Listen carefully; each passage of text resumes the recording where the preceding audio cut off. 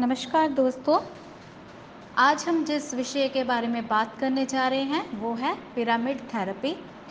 तो इसमें हम आपको बताएंगे कि पिरामिड थेरेपी क्या है और इसमें अल्टरनेटिव मेडिसिन जो है वो कैसे प्रयोग में लाई जाती हैं और इसके और इस थेरेपी में अगर कोर्सपॉन्डेंस कोर्स जो करना है तो इसके लिए आप 9872468540 पर कांटेक्ट कर सकते हैं और इसके साथ साथ www.paramedical.india.com पर भी आप जो है वो सर्च कर सकते हैं। तो आइए अब जानते हैं कि पिरामिड क्या है।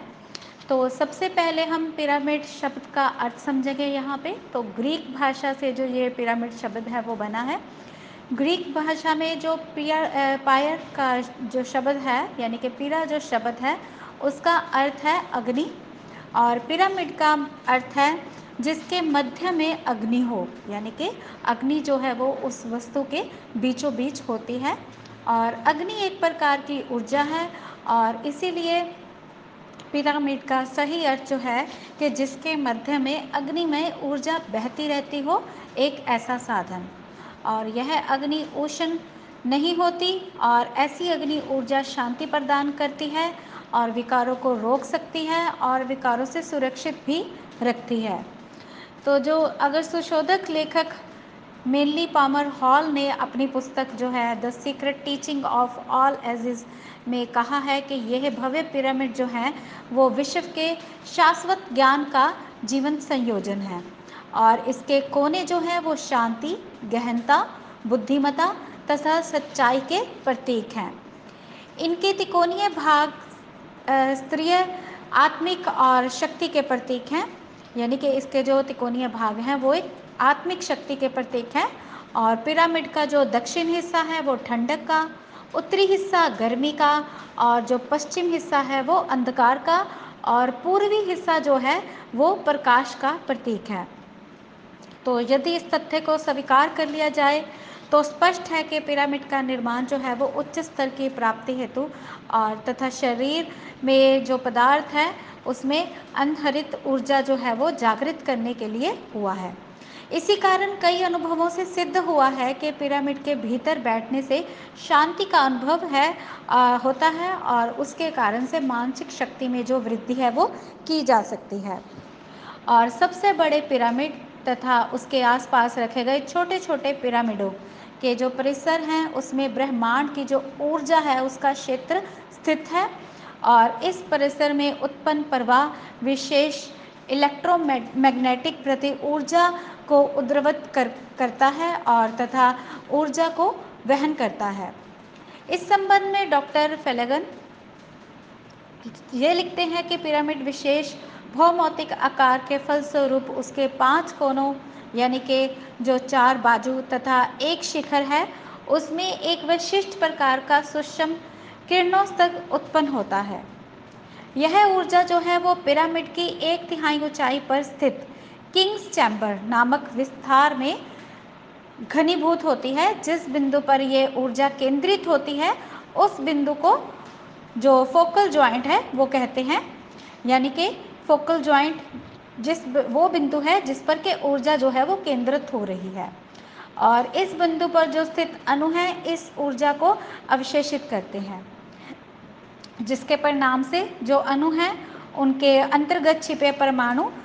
संबंधित होकर और फिर परमाणु की जो भ्रम कक्षा है उसमें स्थित इलेक्ट्रॉन जो है अपनी भ्रम कक्षा को छोड़कर बाहर निकल जाते हैं और इसी कारण जो प्रचंड ऊर्जा है यानी कि जो एटमिक एनर्जी है वो उत्पन्न होती है और ऐसी प्रचंड ऊर्जा यानी कि एटमिक एनर्जी पिरामिड के 5 कोनों में से बाहर फैलती है और पिरामिड के आसपास का क्षेत्र और वातावरण अवेशित हो जाता है और इस प्रकार उत्पन्न ऊर्जा को मानव जाति के लाभार्थ और विकास अर्थ प्रयोजित करने के उपायों के संबंध से जो विज्ञानी हैं वो खोज कर रहे हैं। खास करके आधुनिक विज्ञानी जो हैं वो इसके उपायों के संबंध से वो इसकी खोज कर रहे हैं और इसके जो तिकोनीय भाग हैं तो वो आत्मिक शक्ति के प्रतीक हैं और जो पिरामिड का दक्षिणी भाग है वो ठंडक का, उत्तरी हिस्सा है जो वो गर्मी का, और पश्चिमी हिस्सा अंधकार का, और पूरब का हिस्सा प्रकाश का प्रतीक है। पिरामिड का स्मरण होते ही याद आ जाती है मम्मी की, अर्थात हजारों सालों से जो पिरामिड में सुरक्षित मृतदेह हैं। इजिप्ट के जो पिरामिड हैं उनकी चमत्कारी शक्ति का एकमात्र कारण उसकी विशिष्ट भौतिक आकृति और उसकी संरचना है। मंदिर की आकृति, मस्जिद के गुंबजों, चर्च के मीनारों की जो टोच है, या बौद्ध धर्म के जो पैगोडा है, पैगोडा का आकार है, इसी संरचना पर आधारित है। इन स्थलों में बैठने से हमें जिस शांति का अनुभव होता है उसका कारण यह है कि वहाँ कोई शक्ति विशेष प्रवाहित हो रही है, और शक्ति विशेष के इस प्रवाह का कारण जो है वो इन रचनाओं के ऊपरी हिस्से, यानी कि जो इसका पिरामिड का ऊपरी हिस्सा है उसकी जो विशिष्ट आकृतियां हैं उसके वो इसका जो मुख्य कारण है। आगे जानते हैं मिस्र के पिरामिड के बारे में। तो जब मिस्र के पिरामिड की बात की जाए तो इजिप्ट या फिर इजिप्ट के जो पिरामिड हैं तो वो ज़्यादातर चर्च ही होती है। तो ऐसा क्यों है? क्योंकि वे अभी तक अच्छे से संरचित हैं, और जबकि भारत, चीन और मध्य एशिया के पिरामिड तो युद्ध में तबाह हो गए हैं। दरअसल मिस्र के जो पिरामिड हैं उनकी वो पिरामिड पुरानी थी, वो पुरानी सभ्यता खो चुकी है, और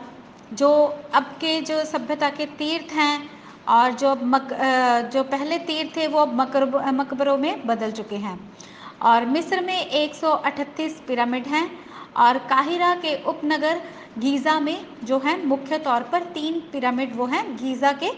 पाए गए हैं। हालांकि ज़मीन में अभी तक इतने ही और पिरामिड दबे हुए हैं, और गीज़ा का जो ग्रेट पिरामिड है वो ही प्राचीन विश्व के 7 अजूबों की सूची में शामिल है, लेकिन बाकी के जो पिरामिड हैं वो दब चुके हैं। और ये पिरामिड जो गीज़ा का पिरामिड है, यानी कि जो विश्व के जो प्राचीन 7 अजूबे हैं उसकी सूची में शामिल है, तो वो 450 फुट तक की उसकी ऊंचाई है, और लगभग वो 4000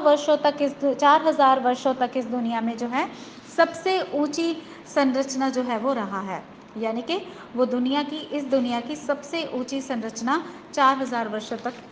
रहा है। और अब जानते हैं कि जो मिस्र के पिरामिड हैं उनका जो विस्तार है वो यानी कि उसके बारे में विस्तार से हम जानेंगे। तो सबसे पहले हम अमेरिका जो पिरामिड हैं उनकी बात कर लेते हैं। तो अमेरिका में जो प्राचीन माया सभ्यता, ग्वाटेमाला, मैक्सिको तथा युकाटन जो प्रायद्वीप द्वीप हैं उनमें जो है ये स्थापित है, और यह एक कृषि पर आधारित सभ्यता थी। 250 ईस्वी से 900 ईस्वी के बीच जो माया सभ्यता है वो अपने चरम पर थी। हालांकि इस इलाके में ईसा से 10,000 साल पहले से ही बसावट शुरू होने का प्रमाण जो है वो मिला है, और 1800 साल ईसा पूर्व से प्रशांत महासागर के जो तटीय इलाके हैं उनमें गांव जो थे वो बसने शुरू हो चुके थे। लेकिन कुछ पुरातत्वों का मानना ये भी है कि ईसा से कोई 1000 साल पहले माया सभ्यता के जो लोग थे वो उन्होंने अनुष्ठानिक इमारतें बनाना शुरू कर दिया था, और 600 साल ईसा पूर्व तक वह बहुत से परिसर उन्होंने जो थे वो बना लिए थे। अब सन 2020 से 900 के बीच जो विशाल स्तर पर भवन का निर्माण कार्य हुआ है वो और शहर बसे, उनकी सबसे उल्लेखनीय इमारतें जो हैं वो पिरामिड हैं, जो उन्होंने धार्मिक केंद्रों में बनाई। लेकिन फिर सन 900 के बाद माया सभ्यता के जो इन नगरों का जो ह्रास है वो होने लगा, और ये नगर जो थे वो खाली हो गए। और अब जानते हैं जो अटलांटिका के पिरामिड हैं उनके बारे में। तो रेडियो रूस की जो वेबसाइट है उसके अनुसार अगर देखा जाए तो अमेरिका और यूरोप के जो विज्ञानी हैं उन्होंने सन 2013 में बर्फीले अंटार्कटिका में जो 3 पिरामिड हैं उनकी खोज की, जिसमें से एक पिरामिड तो समुद्र के तट के पास ही है, लेकिन 2 पिरामिड तट से 16 किलोमीटर दूर समुद्र में डूबे हुए हैं, और ये तीनों ही पिरामिड जो हैं वो मानव के द्वारा बनाए गए हैं, क्योंकि हज़ारों साल पहले अटलांटिका का ये क्षेत्र बर्फीला होने की जगह पेड़ पौधे और हरियाली से पटा हुआ था। यहाँ उस काल में मनुष्य रहता था और अटलांटिका की जो भूमि थी उस पर घने जंगल हुआ करते थे और तरह तरह के जीव जंतु भी जो थे वो रहते थे। और आज अटलांटिका महाद्वीप का एक बहुत बड़ा हिस्सा जो है वो बर्फ़ की मोटी मोटी परतों से ढका हुआ है। और अब बात करते हैं जो स्वास्तिक है वो पिरामिड का प्रतीक कैसे है, इसके बारे में जानते हैं। तो स्वास्तिक का जो आविष्कार है वो आर्यों ने किया और पूरे विश्व में ये फैल गया। लेकिन क्या आप जानते हैं कि जो स्वास्तिक है वो अपने आप में एक पिरामिड है?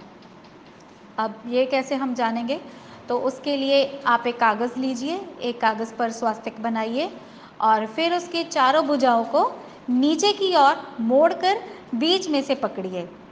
यानी कि स्वास्तिक बनाकर आपको उसकी चारों भुजाओं को नीचे की ओर मोड़ना है और फिर उसे बीच में से पकड़ लेना है। और इसे करने पर ये पिरामिड के आकार का जो है वो दिखाई देगा। और ये कैसे बनेगा स्वास्तिक का जो पिरामिड है वो आप जो यूट्यूब पर वीडियो भी देख सकते हैं हमारा। तो हिंदू धर्म में अगर स्वास्तिक को शक्ति, सौभाग्य, समृद्धि और जो मंगल है उसका प्रतीक माना गया है। और घर के जो वास्तु है उसको ठीक करने के लिए भी जो स्वास्तिक है उसका प्रयोग किया जाता है। और स्वास्तिक के चिन्ह को जो भाग्यवर्धक वस्तु हैं उसमें गिना जाता है। तो स्वास्तिक के प्रयोग से घर से जो नकारात्मक ऊर्जा है वो बाहर चली जाती है। और अब बात करते हैं उत्तर और दक्षिण जो गोलार्ध है उसके बारे में। पिरामिड पर जो शोध करने वाले वैज्ञानिक हैं उनका ये मानना और कहना है कि सभी पिरामिड जो हैं वो उत्तर दक्षिण एक्सिस पर बने हैं, अर्थात उन सभी को उत्तरी और दक्षिण गोलार्ध के प्रभाव को जो जानकर है वो बनाया गया है। इसका जो भूचंबक तत्व है यानी कि जो और ब्रह्मांडीय तरंगे हैं उनसे विशिष्ट संबंध है। यानी कि उत्तर दक्षिण गोलार्धों को मिलाने वाली जो रेखा है वो पृथ्वी की चुंबक रेखा है और चुंबकीय शक्ति विद्युत तरंगों से सीधे जुड़ी हुई हैं, जो ये दर्शाती हैं कि ब्रह्मांड में जो बिखरी मैग्नेटोस्फीयर में विद्यमान चुंबकीय किरणों को संचित करने की जो अभूतपूर्व क्षमता है वो पिरामिड में है। यही किरणें जो हैं वो इकट्ठा होकर अपना प्रभाव जो है वो अंदर की तरफ विद्यमान वस्तुओं या फिर जीवाधारियों पर जो है वो डालती हैं। और इन निर्माणों में जो है ग्रेनाइट पत्थर का उपयोग भी सूक्ष्म तरंगों को अवशोषित करने की क्षमता जो है वो रखता है। और इससे ये सिद्ध होता है कि जो प्राचीन लोग हैं इसके महत्व को जानते थे। मतलब ये कि पिरामिड में रखी जो वस्तु है यह जीव की गुणवत्ता है और उम्र में इससे भी फर्क पड़ता है। यानी कि इन चीज़ों से यानी कि पिरामिड में रखे वाली जितनी भी जीव जंतु या फिर उनके जो जो भी वस्तु है उसकी गुणवत्ता में और इसके अलावा जो उम्र है उसमें भी फर्क देखा गया है। तो आइए अब जानते हैं कि जो पिरामिड में रखी हुई वस्तुएं हैं उनका गुण और धर्म दोनों ही कैसे बदल जाते हैं। तो अगर विशेषज्ञों के अनुसार देखें तो विशेषज्ञों के अनुसार प्रकृति की जो पिरामिड की जो आकृति है उसमें उत्तर दक्षिण अक्ष जो जिसे कि हम उत्तर दक्षिण एक्सिस भी कह सकते हैं उस पर रहने की वजह से ये जो ब्रह्मांड है या फिर ब्रह्मांड में जो व्याप्त ज्ञात व अज्ञात शक्तियां हैं, शक्ति को स्वयं में ही सम्मिलित करके अपने अंदर एक ऊर्जा युक्त वातावरण जो है वो तैयार करने में सक्षम है, जो जीवित या फिर मृत, जड़ व चेतन सभी तरह की चीज़ों को प्रभावित जो है वो करता है। यानी कि ये जो ऊर्जा है वो जीवित या फिर वो मृत भी हो तो उसे भी ये प्रभावित करता है। तो जो घरेलू पिरामिड है तो घरेलू पिरामिड का जो शुभारंभ है वो फ्रांसीसी वैज्ञानिक मॉसियर बॉक्सेस के प्रयोग के साथ जो है वो हुआ था। और माना जाता है कि किसी भी प्रकार के पिरामिड में जो रखी वस्तुएं हैं उनके गुण और धर्म में इसमें रखने से बदलाव जो है वो आ जाता है। यानी कि अगर किसी प्रकार के छोटे बड़े लकड़ी या फिर मात्र कागज़ के पिरामिड में कोई जो खाद्य सामग्री है वो रखी जाए तो उसके गुणों में बदलाव जो है वो आ जाएगा और वह बहुत देर तक सड़ने से बची रहेंगी। और इसी कारण जो प्राचीन लोग हैं वो अपने परिजनों के शवों को जो है थे वो पिरामिड में रखते थे ताकि वो गले सड़े नहीं और बची रहे। और प्रयोग के लिए बताया जाता है कि जिस चीज़ को छोटे बड़े पिरामिड के अंदर रखना है उससे आधार से करीब 2-3 इंच की जो ऊंचाई है, ऊंचाई पर पिरामिड के मध्य में ही रखकर अच्छा परिणाम जो है वो प्राप्त किया जा सकता है। यानी कि पिरामिड के जो अंदर मध्य क्षेत्र है उसमें रखी चीज़ों पर पिरामिड का जादुई प्रभाव सबसे अधिक पड़ता है और ये क्षेत्र पिरामिड के मध्य में उसकी कुल ऊंचाई की जो 1/3 ऊंचाई है उस पर स्थित होता है। तो पिरामिड की जो सही दिशा है उसका निर्धारण बहुत ही महत्वपूर्ण है और इसका जो इस्तेमाल करते समय पिरामिड को उत्तर दक्षिण दिशा में रखना आवश्यक है। अगर गलती से पिरामिड सही दिशा में रख कर इस्तेमाल ना किया जाए, यानी कि अगर हमें इससे इस्तेमाल करने में कोई भूल चूक हो जाए तो उसमें जो बैठने वाला है उसके सर में दर्द हो सकता है और या फिर कोई और भी गंभीर समस्या जो है वो भी हो सकती है। और इस संदर्भ के अगर अनुसंधान कर रहे जो चिकित्सक हैं उन विशेषज्ञों का कि जो चिकित्सक विशेषज्ञ हैं उनका ये कहना है कि सिर दर्द और दांत दर्द के रोगी को अगर सही दिशा में रखे पिरामिड के अंदर बिठाने पर वो जो है वो दर्द मुक्त हो जाते हैं और गठिया वात रोग पुराना दर्द भी इस संरचना से जो संबंधित है वो ब्रह्मांडीय ऊर्जा के प्रभाव से दूर हो जाता है। पेड़ पौधों पर पिरामिड का प्रभाव जो है उसके अध्ययन से भी ये निष्कर्ष सामने आया है कि एक ही प्रकार के पौधों को अंदर तथा बाहर के वातावरण में रखने पर पिरामिड के अंदर के वे जो कहीं ज़्यादा है वो तेज़ी से पनपते हैं। उसकी ऊर्जा तरंगे जो है वो वनस्पतियों को वृद्धि पर सूक्ष्म एवं तीव्र प्रभाव डालती है और पिरामिड के अंदर रखे जल को पीने वाले पाचन संबंधी रोग से कुछ हद तक जो है वो मुक्ति पाते हुए देखे गए हैं। यही जल जब त्वचा पर लगाया जाता है तो झुर्रियाँ मिटाने में लाभ मिलता है और घावों को जल्दी भरने में भी इस जल का जो प्रयोग है वो किया जाता है। दूसरी ओर पिरामिड के अंदर बैठकर ध्यान साधना करने वाले जो साधकों पर भी इसका जो कुछ प्रयोग प्रशिक्षण है वो किए गए हैं। पाया गया है कि इसके अंदर बैठने पर तनाव से सहज ही छुटकारा मिल जाता है और शरीर में एक नई सी स्फूर्ति जो है उसके संचार का अनुभव जो है वो होने लगता है। पिरामिड के अंदर किसी तरह की आवाज़ या संगीत बजाने पर वे बड़ी देर तक उसकी आवाज़ जो है वहाँ पर गूंजती रहती है और इससे वहाँ उपस्थित लोगों के शरीर पर विचित्र प्रकार के कंपन पैदा होते हुए जो है वो देखे गए हैं जो मन और शरीर दोनों को शांति प्रदान करते हैं। बीजों को अगर बोने से पहले अगर थोड़ी देर के लिए पिरामिड के अंदर रख दिया जाए तो वे जल्दी और अच्छी तरह से अंकुरित होते हैं और बीमार और सुस्त पौधे जो हैं वो भी पिरामिड के द्वारा ठीक और उनको भी उत्तेजित किया जा सकता है। तो दोस्तों मिस्र के पिरामिडों की तरह ही दुनिया में कई जगह पर जो पिरामिड हैं वो बनाए गए। हालांकि मिस्र जैसे पिरामिडों का निर्माण आज भी संभव नहीं है। आज तक वैज्ञानिक और इतिहासविद जो हैं वो इस अबूझ पहेली को नहीं जान पाए कि पिरामिड के निर्माण में किस तरह की तकनीक और जो सामान है उनको प्रयोग में लाया गया। और ये बड़ी ही आश्चर्य बात है कि हज़ारों साल बाद भी ये पिरामिड जो हैं वो सुरक्षित हैं और इनकी जो चमक है वो बरकरार है। खैर अब आप जानिए कि आधुनिक समय में कहाँ-कहाँ जो पिरामिड है वो अब बने हैं। तो लॉस वेगास में 4000 कमरों वाला होटल या लक्सर को पिरामिड की शक्ल जो है वो दी गई है और पेरिस के जो लोवरे में है शीशे या फिर ग्लास का जो इस्तेमाल करते हुए जो पिरामिड है वो बनाया गया है और काजाख्स्तान में 230 ऊंचे पिरामिडों का निर्माण वो करवाया गया है और भारत के पूना में ओशो आश्रम में ध्यान के लिए 2 विशालकाय जो पिरामिड हैं वो बनाए गए हैं। अब भारत के असम में भी जो है वो पिरामिड हैं वो पाए गए हैं। असम में जो शिव सागर जिला है उसके चारेडियो में अहोम राजाओं के जो विश्व प्रसिद्ध 39 कब्रें पाई गई हैं। इस क्षेत्र को माइडम भी कहा जाता है और बताया गया है कि उनका आकार भी पिरामिड के आकार के जैसा ही है और वो एक तरह के पिरामिड ही हैं। और उनमें रखा अहोम राजाओं का खजाना। अहोम राजाओं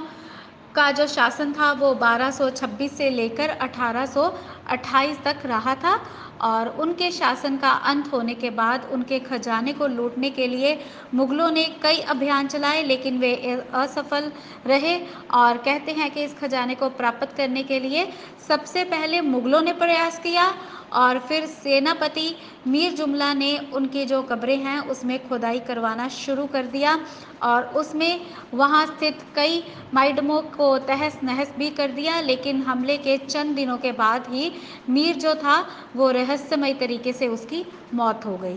और इसके बाद अंग्रेज़ों ने भी इस कब्र को खोदकर यहाँ के रहस्य को जानने का प्रयास किया, लेकिन उनकी भी मौत हो गई। और फिर एक बार म्यांमार के जो सैनिक हैं उन्होंने हमला कर कब्र के खजाने को लूटने का प्रयास किया, लेकिन उनको भी खून की उल्टियाँ जो थी वो शुरू हो गई और वे सभी मारे गए। तो 39 अहम शासक इन पिरामिडों में बनी कब्रों में चिर निद्रा में सो रहे हैं और इन राजाओं को जिसने भी जगाने की कोशिश की उनको मौत की नींद है वो सोना पड़ा। तो इन माइडमों के साथ रहस्यमय और जो दौलत है, यानी कि कई रहस्यों और दौलत की ऐसी दुनिया लिपटी हुई है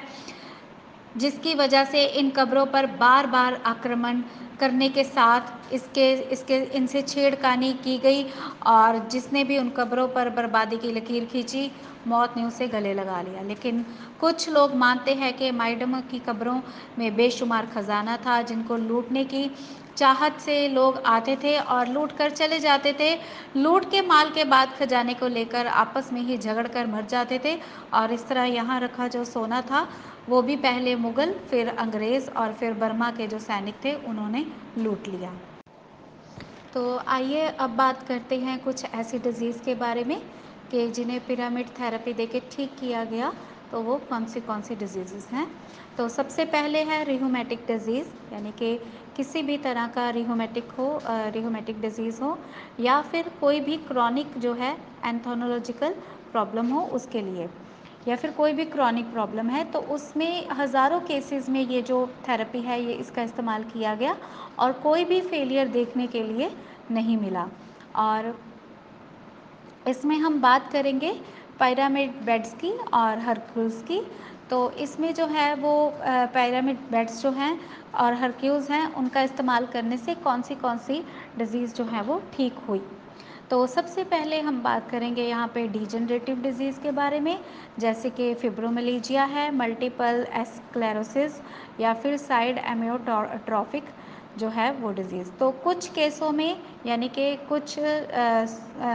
2013 तक जो कुछ 100 केसों की अगर गिनती देखी जाए तो उसमें कोई भी फेलियर अब तक नहीं देखा गया और जो हीलिंग का टाइम है वो था कुछ हफ्तों में ही नोटिस जो इफ़ेक्ट्स हैं वो पड़ने शुरू हो गए और कुछ महीने में जो व्यक्ति था उसे एक अच्छी स्वस्थ लाइफ मिली, यानी कि वो एक स्वस्थ ज़िंदगी जीने लगा और कुछ सालों तक जितने भी सिम्टम्स थे वो सारे के सारे वो पूरी तरह से गायब हो गए।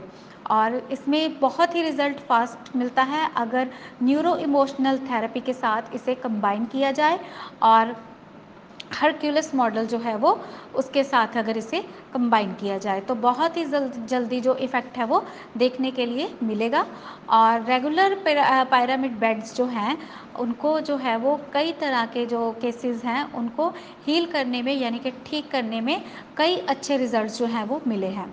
अब बात करते हैं बैक्टीरियल और लोकल जो इन्फेक्शंस हैं उनके बारे में, चाहे वो अक्यूट हैं चाहे वो क्रॉनिक है और डिफरेंट ऑर्गन्स के बारे में। यहाँ तक कि इसमें सेप्टिकसीमिया भी जो है वो शामिल है और जो क्रोन डिज़ीज़ है वो भी अल्सरेटिव कोलाइटिस, साइनसाइटिस और इस तरह की कई जो हैं वो डिजीज़ जो हैं वो इसमें जो ट्रीटमेंट है उसके साथ इसका क्या रिज़ल्ट के साथ हमें क्या इस थेरेपी को यूज़ करने के साथ क्या रिज़ल्ट रहा। तो कई केसों में इनका जो कोई भी फेलियर है अब तक नहीं देखा गया, लेकिन कुछ केसों में जो पिरामिड, हैजिया और हॉरस को यूज़ करते हुए, जिसमें कि हैजिया और हॉरस जो हैं वो एक प्रकार के बेड हैं जो कि एल्युमिनियम के, यानी कि जो पिरामिड हैजिया है वो एल्युमिनियम का और जो हॉरस है वो कॉपर का जो बेड है वो बना रहता है। और पिरामिड बेड जो है वो उनमें कोई किसी भी तरह का जो फेलियर है वो नहीं देखा गया। और जो टाइम ड्यूरेशन थी वो थी कुछ हफ्तों से लेके महीनों तक, यानी कि बैक्टीरियल इन्फेक्शंस में कुछ हफ्तों से लेके कुछ महीनों तक और ज़्यादा से ज़्यादा 8 मंथ तक, यानी कि 8 महीने तक का समय जो था सीवियर, चाहे वो क्रॉनिक डिजीज़ है, उन केसेस में लगा। और इसमें जो प्रॉब्लम थी वो पूरी तरह से डिसअपियर हो गई, यानी कि जो बैक्टीरियल इन्फेक्शन थी वो पूरी तरह से डिसअपियर हो गई। और अगर बात की जाए वायरल डिजीज़ की, तो वायरल डिजीज़ पर भी इसका जो रिज़ल्ट है वो बहुत ही अच्छा मिला, क्योंकि अगर इसके साथ नेचुरोपैथिक को जो थेरेपी हैं वो कंबाइन कर दी जाए तो उनका जो रिज़ल्ट है वो बिल्कुल सही मिलता है और इसमें कोई भी फेलियर जो है वो अब तक नहीं देखा गया है। और अब बात करते हैं कुछ रेयर डिजीज़ के बारे में, जैसे कि कुछ ऐसी शरीर की डिसफंक्शनिंग जिनके बारे में साइकोलॉजिस्ट को या फिर जो फिजियोलॉजिस्ट हैं उनको नहीं चल पाता, या फिर डीजनरेशन हो जाती है किसी ऑर्गन की, तो उसमें जो है इस थेरेपी के साथ कुछ और थेरेपीज जो है वो कंबाइन करके दी जाती हैं, जिससे कि जो पिरामिड का इफ़ेक्ट है वो फिज़िकली है और जो साइकोमेटिक डिजीज़ हैं उन पर इसका इफ़ेक्ट जो है वो साइकोलॉजिकल डिसऑर्डर पर नहीं होता। इसीलिए इसे बायो डिकोडिंग के साथ अगर इसको दी जाए, तो इस थेरेपी को दी जाए तो ये काफ़ी साइकोलॉजिकल प्रॉब्लम्स जो है उनसे व्यक्ति को राहत मिलती है और जो व्यक्ति है वो अपने आप एक अंदर जो खुशी की कमी महसूस कर रहा था उसे खुशी भी मिलती है। और इसके साथ साथ जो पिरामिड थेरेपी है वो काफ़ी कॉम्प्लीमेंट्री भी है। और बायो डिकोडिंग यानी कि जो न्यूरो इमोशनलिटी है उसमें जो स्लीपिंग है, अगर पिरामिड के अंदर स्लीप ली जाए, यानी कि अगर पिरामिड के अंदर सुलाया जाए व्यक्ति को, तो उससे भी उसके साथ भी कोई फेलियर जो है वो नहीं देखा गया है इन सारे केसेस में। और अगर बात करें एंडोक्राइन डिजीज़ के बारे में, तो कई एंडोक्राइन डिजीज़ जो हैं इसके द्वारा ठीक की जाती हैं, जैसे कि एंडोक्राइन जो डिजीज़ हैं वो ग्लैंड्स की डिसफंक्शनिंग के द्वारा जो है वो होती हैं। और अगर इसके साथ जो ऑर्गन्स हैं वो भी जो सिक्रीशंस हैं उनकी या तो बढ़ सकती हैं या फिर कम हो सकती हैं। तो जो सबसे पहले जो सबसे पहला केस था उसमें जो रिज़ल्ट था वो बहुत ही इतना नोटिस नहीं किया गया, यानी कि इतना अच्छा नहीं रहा। और जो थायरोडाइज़म है, जो केसेस हाइपरथायरॉयडिज्म के हैं उनमें जो है ये सक्सेसफुल रहा है, यानी कि ये थेरेपी हाइपरथायरॉयडिज्म के लिए बहुत ही ज़्यादा लाभदायक रही है। और जो सबसे फास्टेस्ट रिज़ल्ट था वो हार्मोन जो सेल प्रोड्यूस हो रहे हैं उसमें मिला। तो आगे बात करते हैं किडनी ट्रांसप्लांट की। तो जितने भी ऐसे केसेस थे उनमें पिरामिड बेड्स थे और हरकुलस थे, उनके साथ ट्रीटमेंट जो है वो दिया गया और जो ड्यूरेशन थी ट्रीटमेंट की वो कुछ हफ्तों से लेके कुछ महीनों तक की थी। और जितने भी केसेस में जो दिया गया ये, तो सभी में इसका बहुत ही अच्छा रिज़ल्ट आया। और जितने भी अगर इसे पिरामिड थेरेपी के साथ जो है वो दिया जाए, साइकोलॉजिकल थेरेपी साथ में दी जाए, तो उसके जो रिज़ल्ट्स हैं वो बहुत ही अच्छे हैं। और अगर बात करें कैंसर की, तो कैंसर के सिर्फ 3 ही पेशेंट जो हैं वो अब तक इसके द्वारा ठीक किए गए हैं, यानी कि 3 ही पेशेंट्स पर इस थेरेपी का जो इस्तेमाल है वो किया गया है। और जो कैंसर है ये एक साइकोसोमेटिक डिज़ीज़ है। और जो कैंसर है जब अनकॉन्शियस यानी कि बहुत ही ज़्यादा जो है ये सीवियर हो जाती है, तो पेशेंट की यह चाह रहती है कि वो जल्दी से जल्दी मर जाए। लेकिन कीमोथेरेपी के साथ और जो रेडियोथेरेपी है उसके साथ भी जो लोग हैं, जो कैंसर के पेशेंट हैं, वो टाइम से पहले ही मर जाते हैं। और 95% पेशेंट में ऐसा देखा गया है। और जो बाकी के 5% लोग हैं जो कि इन थेरेपी के बाद भी सर्वाइव जो है वो करते हैं। और इनमें से 3 पेशेंट्स को जो है वो उसके पिरामिड थेरेपी के साथ जो है ट्रीट किया गया, थेरेपी दी गई और इसके साथ कोई भी फेलियर जो है वो देखने को नहीं मिला। अब बात करते हैं इसका बायोसिस के बारे में। तो ये जो इन्फेक्शन है ये प्रोड्यूस होती है सार्कोपिड्स केबी के साथ, तो जो कि एक माइट है। और इसके द्वारा जो अफेक्टेड पर्सन हैं वो अभी तक 15 सालों में सिर्फ जो केस हैं सिर्फ 2 ही केस जो है ट्रीट किए गए हैं और इसे पायरामिडोथेरेपी के साथ जो है अगर इसके रिज़ल्ट देखे जाए तो बहुत ही अच्छे हैं और जो बैक्टीरियल जो इन्फेक्शंस हैं उनको खास करके जो स्किन की इन्फेक्शन है जो कि इम्यून सिस्टम को फोर्टिफाइज करती हैं उनको जो है इसमें अवॉइड किया जाता है और अगर इसे कंबाइन थेरेपी के रूप में दिया जाए तो उसके जो रिज़ल्ट हैं वो बहुत ही अच्छे हैं। और अगर बात करें हम जेनेटिक एलोपेशिया के बारे में तो जेनेटिक एलोपेशिया जो है वो ज़्यादातर 18 साल के बाद ही जो है वो या फिर इसके ऊपर वालों में ही देखने में आया है और कई केसों में अब तक जो है वो सक्सेसफुल ट्रीटमेंट जो है वो इसके साथ किया गया है और रिज़ल्ट भी इसका बहुत ही जल्दी मिला है। तो एलोपेशिया अगर इम्यून सिस्टम की डिसफंक्शनिंग के द्वारा है तो जिसे कि हम जिसमें हम जो है ये ट्रीटमेंट जो है वो देते हैं तो इसके साथ कई केसों में जो बैक्टीरियल एलोपेशिया है उसके साथ जो रिकवरी है वो कुछ ही मंथ्स में यानी कि कुछ ही महीनों में होती देखी गई है।